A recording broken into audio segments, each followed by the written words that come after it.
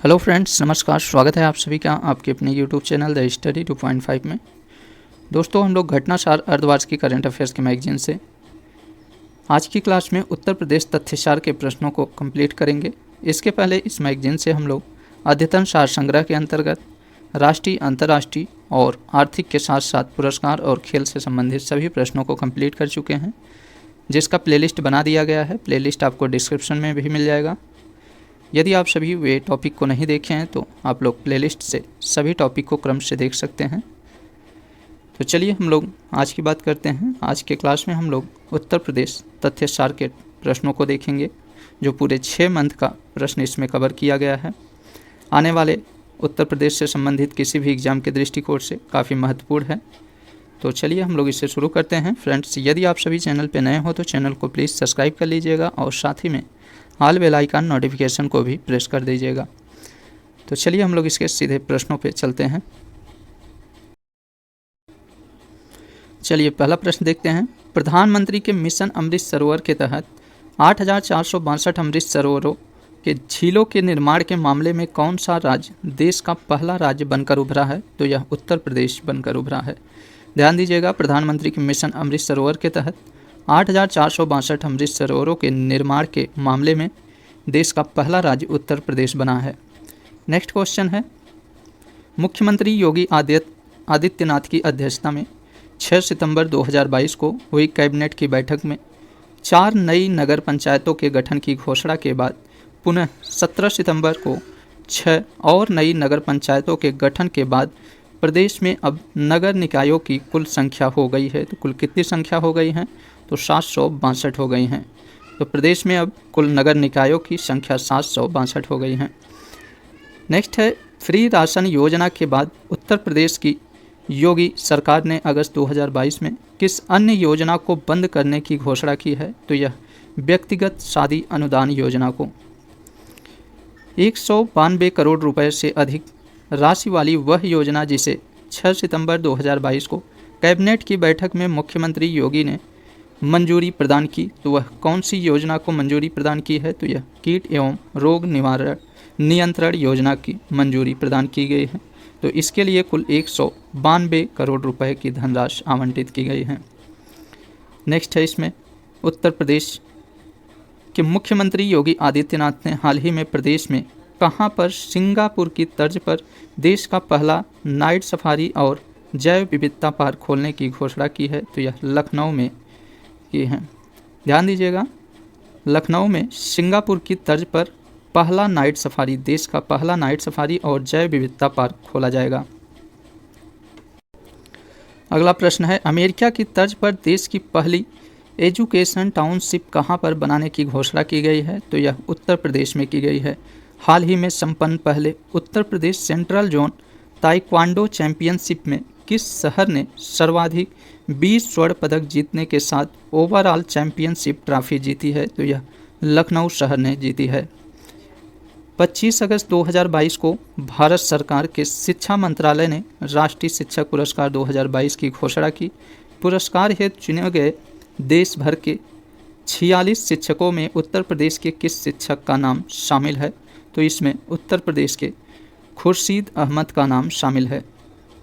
यह देवरिया में composite school शहवा में शिक्षक खुर्शीद अहमद को यह पुरस्कार विज्ञान शिक्षा में नवाचार के लिए दिया गया है। तो देवरिया में कंपोजिट स्कूल शहवा में शिक्षक खुर्शीद अहमद को यह पुरस्कार विज्ञान शिक्षा में नवाचार के लिए दिया गया है।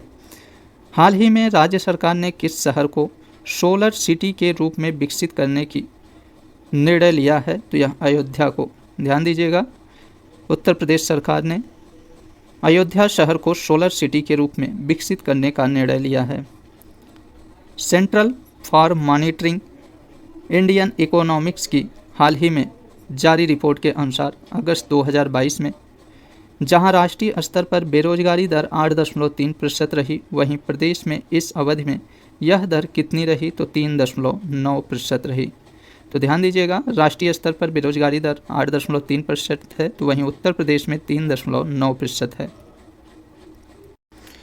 नेक्स्ट क्वेश्चन है, उत्तर प्रदेश के बरेली जिले में स्थित राज्य का वह पहला गांव जहां के प्रत्येक घर में आरओ पानी की सुविधा है? तो यह भरतौल गांव में। सितंबर 2022 में उत्तर प्रदेश के किस सेंट्रल जेल में कैदियों को दिए जाने वाले भोजन की क्वालिटी को भारतीय खाद्य सुरक्षा और मानक प्राधिकरण ने 5 स्टार की रेटिंग प्रदान की है? तो यह फतेहगढ़ सेंट्रल जेल को, जो फर्रुखाबाद में स्थित है।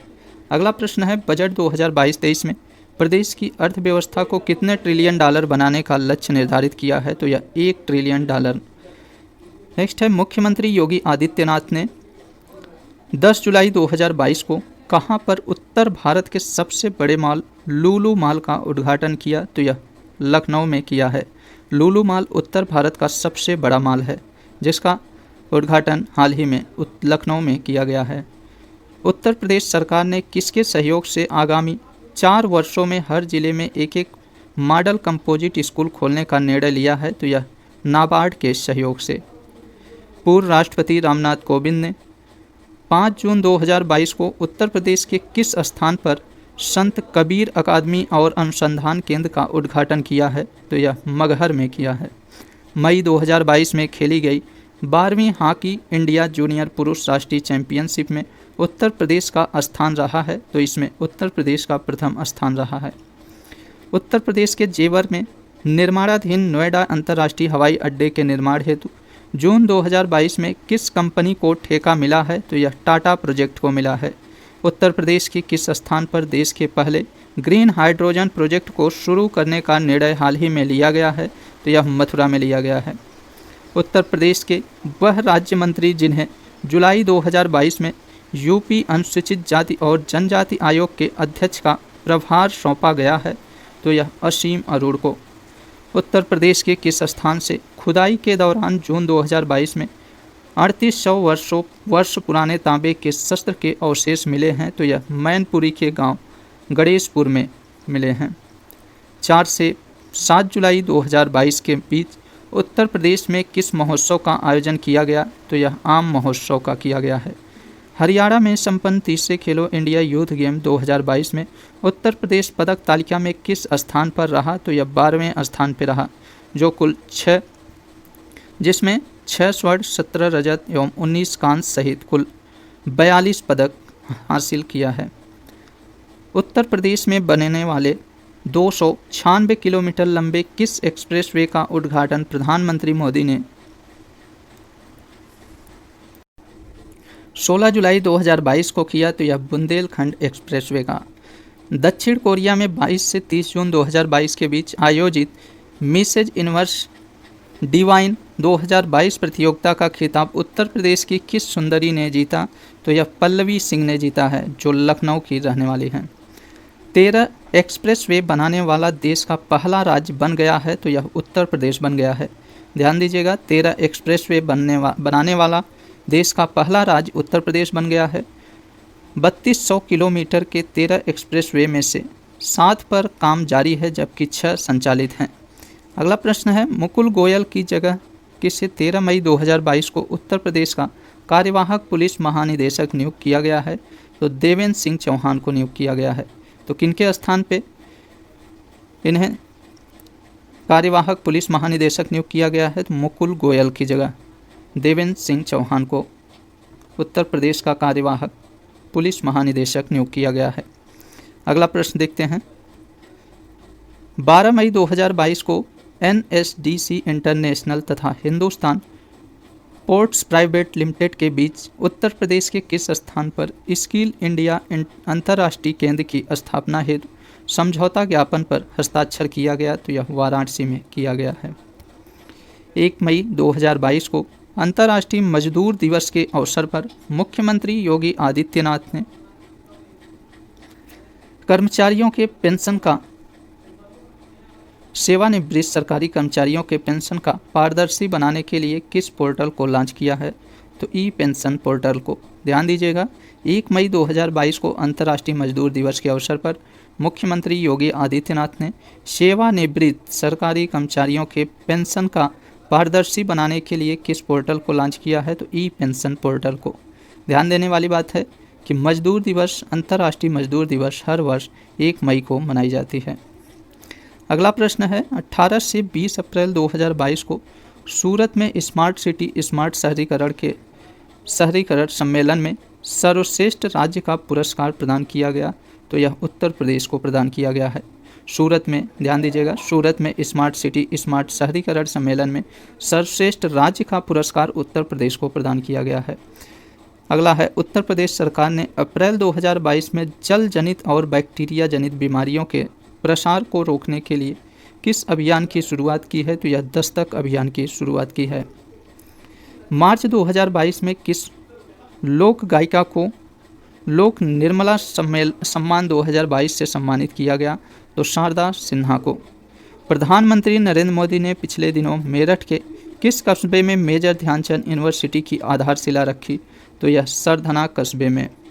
हाल ही में जल शक्ति मंत्रालय द्वारा किस दिशा में उल्लेखनीय प्रयास के लिए उत्तर प्रदेश को शीर्ष स्थान प्रदान किया गया, तो जल संरक्षण के मामले में।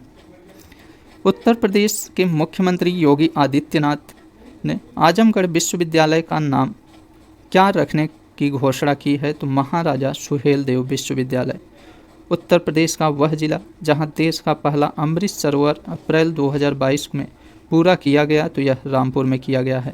ध्यान दीजिएगा, उत्तर प्रदेश का वह जिला जहां देश का पहला अमृत सरोवर अप्रैल 2022 में पूरा किया गया, तो यह रामपुर में किया गया है। तो दोस्तों, हम लोग उत्तर प्रदेश तथ्यशास्त्र से संबंधित सभी प्रश्नों को कंप्लीट कर लिए हैं। नेक्स्ट वीडियो में हम लोग ऐसे इंपॉर्टेंट टॉपिक के साथ मिलते हैं। यदि आप सभी चैनल पर नए हो तो चैनल को सब्सक्राइब कर लीजिएगा, क्योंकि आपका सब्सक्रिप्शन ही हमारी ताकत है। और साथ ही में ऑल बेल आइकन नोटिफिकेशन को भी प्रेस कर लीजिएगा, जिससे आने वाले नए वीडियो का नोटिफिकेशन आप सभी को प्राप्त होता रहे। तो चलिए मिलते हैं नेक्स्ट वीडियो में, तब तक के लिए नमस्कार।